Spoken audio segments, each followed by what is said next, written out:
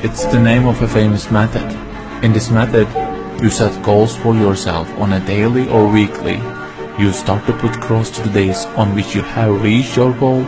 You make a chain with these crosses and you don't give up. You don't break that chain.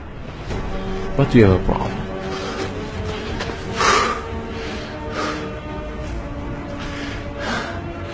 Personal development specialists say that we should have goals.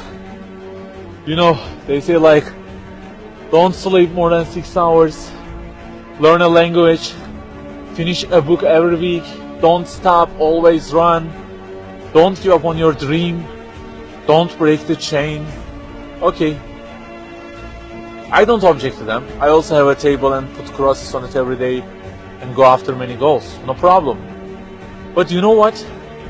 They don't talk about the most important part of it.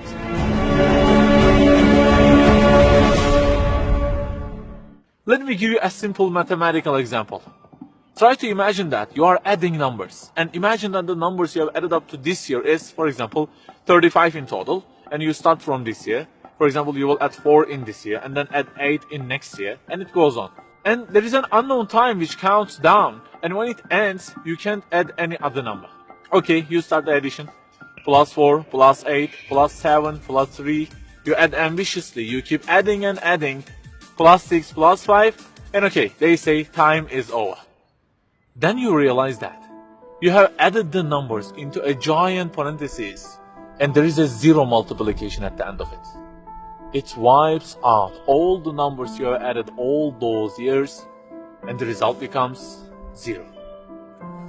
Of course, you are disappointed. All your efforts have been wiped out by the 0. A regret arises inside of you. You say, I wish I had seen the whole picture at the beginning and realized that 0 and changed it with 1 before I started the addition. I think you got the point. Okay, guys, you may have goals for this year and afterwards. Learning a language, finishing a book every week, increasing your monthly income to $15,000, not sleeping more than 6 hours, etc. But for what? For what do we set goals exactly? Why don't we break the chain? If it is just for a more comfortable or a more respectable life, remember that all this will already be 0 with death. The death will wipe out all of them. The person who knows English will be equal with the one who doesn't know. The one who earns more will be equal with the one who earns less.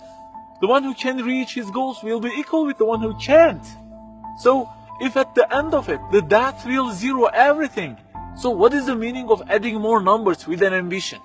It just increases the degree of the disappointment that you will feel. So the logical thing is, seeing the whole picture at the beginning. In this life journey, which will end in an unknown time, my first job must be to prevent death from being 0. Well, can I really prevent death from being 0? I mean, since everything will leave my hands and will be lost, is there any other way that would transform them into something eternal? I mean, isn't there any kind of stamp for eternity that would impress all of the things that I possess and say, look, there is a seal on them and you can't wipe them out, okay? They will remain forever. The only one to say such a thing is the owner of the everything. And he says, كُلُّ شَيْءٍ هَالِكٌ. Everything, the languages you learn, the money you earn, the books you read, everything will be perished, إِلَّا وَجْهَهُ, except their way towards Him. So the creator of our life says, if your intention is towards Allah, if the thing you do is for His acceptance, it won't disappear, it will be transformed into eternity in paradise. So learning a language, finishing a book every week, being rich, everything, if they are towards Him and for His sake, eternity stamp being pressed on them. For example, in this year, I will study English for 10 minutes daily. For what? Because serving Islam in the field of English is so important, and I want to gain acceptance of my Lord with it. That 0 has turned into 1. This year, I will finish a book every week. Why? Because this is the way of being a more sophisticated person and serving Islam better, and Allah who is eternal will be pleased with it. Good news, that 0 has turned into 1 because now His acceptance is your intention. I aim increasing the income of my company to $150,000. For what? Because I will spend that money on spreading the message of the Quran to the whole world and the publications that would please Him. you have exterminated the zero because now your goal is towards him. We add and add like this through our lives, and they don't end with death. People who seek Allah's sake in their actions kill their death. Death cannot zero their additions. If the thing we do is for his acceptance, it is not mortal. You may say, I don't really love him that much, and maybe I don't really believe in him that much either. So how can I do everything for his sake? I don't even know who he is. My brother or sister, that's the problem. You don't even know who he is. And actually it is our first job in this life, recognizing him. That's the first step. The more you recognize him, the more you love him. And the more you love him, the more you seek his sake in your actions. So learn about him.